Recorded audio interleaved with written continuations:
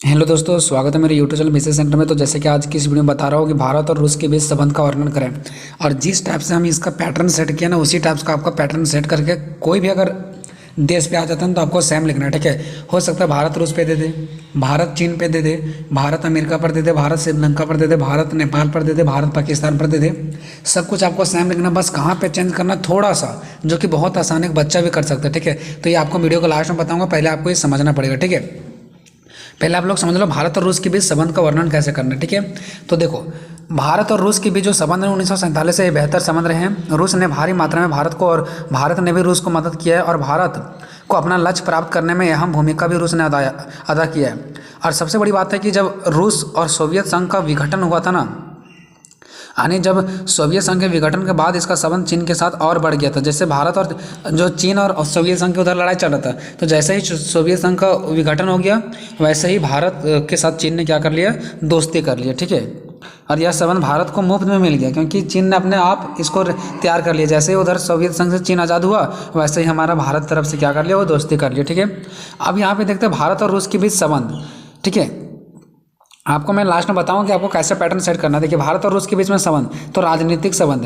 पहला क्या, राजनीतिक संबंध। तो भारत के प्रधानमंत्री और रूस के राष्ट्रपति में एक गहरा संबंध बना हुआ है, ठीक है ना। ये हम राजनीतिक संबंध बता रहे हैं। फिर दोनों के बीच गहरा संबंध होने के कारण राजनीतिक मामलों पर दोनों का हस्तक्षेप बढ़ा है। एक दूसरे के बैठक व सम्मेलन में दोनों हिस्से लेते हैं। दूसरा है व्यापक संबंध। जब दोनों के बीच संबंध बढ़ा है, ठीक है, तब से दोनों के बीच में व्यापार भी बढ़ा है।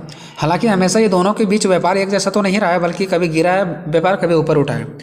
व्यापारिक का क्षेत्र बढ़ने से दोनों राज्यों को लाभ भी हुआ है, दोनों राज्यों मतलब दोनों देश को। रक्षा और सुरक्षा संबंध। भारत और रूस दोनों के पास सैन्य शक्ति है, जो इनके रक्षा के लिए बहुत ही योगदान देते हैं। एक दूसरे के संकट काल में मदद करने के लिए तैयार होते हैं। भारत में रूस द्वारा प्रदान किया गया परमाणु और अन्य हथियार ने भी भारत को योगदान निभाई है।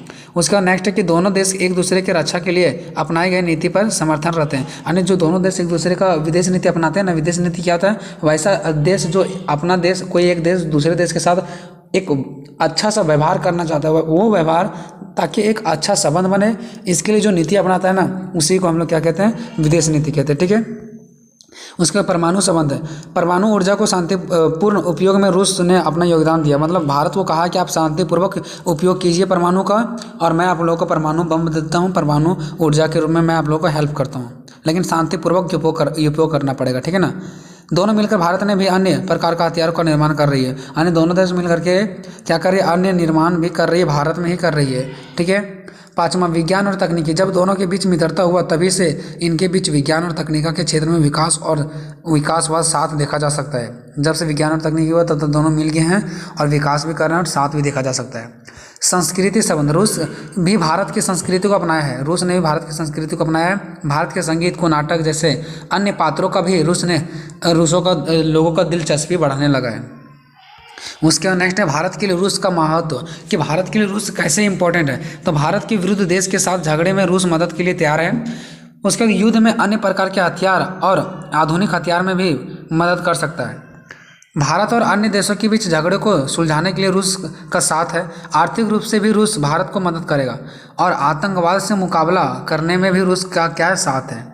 उसके बाद क्या आगे का क्या रहा है।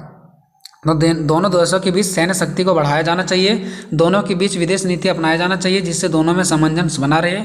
दोनों देशों के संबंध व रक्षा को मजबूत करने के लिए दोनों सेनाओं के बीच संयुक्त सैन्य अभ्यासों का बढ़ाया जाना चाहिए। मतलब दोनों सेनाओं को मिला करके एक साथ सिखाया जाना चाहिए, उन लोगों को समझाना चाहिए कि कैसे हम उन लोगों को लड़ना होगा, ठीक है। ये हो गया। उसके बाद निष्कर्ष में आपको क्या लिखना है कि दोनों देशों के बीच बहुत ही गहरा संबंध है। दोनों देशों ने हथियारों के रूप में, आर्थिक, राजनीतिक, सामाजिक हर रूप से हर एक दूसरे को मदद किया है, और दोनों देश एक दूसरे से बहुत ही लंबे समय से गहरा पूर्वक मित्रता बने हुए आ रहे हैं। ऐसे आप लोग को निष्कर्ष लिख देना, ठीक है। अब देखिए, अगर आप लोगों को, देखिए रूस के बारे में था, तो भारत, देखिए अगर मैं बात करूँ भारत को, ठीक है, अगर मैं भारत का बात करूं, तो देखो भारत को रूस में मदद करता है और अमेरिका भी, क्योंकि कहीं ना कहीं भारत से कहीं ना कहीं एक पॉइंट बढ़ करके ही रूस है और अमेरिका है। तो अब जब भी आप लोग लिखोगे ना, तो ये सब पॉइंट आपको सब सेम रखना। भारत और रूस के बीच संबंध, हो सकता है अमेरिका देते हो तो भारत अमेरिका के बीच संबंध, राजनीतिक संबंध, व्यापारिक संबंध, सब कुछ रखना है। लेकिन जब भारत और अमेरिका का, जब आप लोग अमेरिका और जब रूस के बारे में लिख रहे होंगे ना, तो आपको ये बताना है कि अमेरिका भारत को मदद करेगा और रूस भारत को मदद करेगा, क्योंकि उल्टा काम नहीं होगा, ठीक है ना।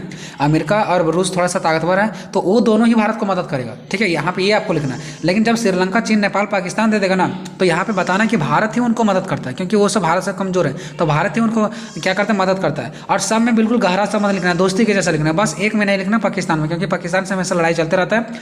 तो अमेरिका, रूस के बारे में लिख लोगे, श्रीलंका, चीन, नेपाल सभी के बारे में, दोस्ती के बारे में ही आपको लिखना है, ऐसा ही सेम हल्का फुल्का चेंजिंग करना है, ठीक है। बाकी पाकिस्तान जो है उसके बारे में हमेशा आप लोग को नेगेटिव ही लिखना है, ठीक है। तो आई होप आप सभी को समझ में आ गया होगा। अगर फिर भी कोई दिक्कत है तो कॉल करके पूछ सकते हैं। मिलते हैं नेक्स्ट वीडियो में, तब तक जय हिंद, जय भारत।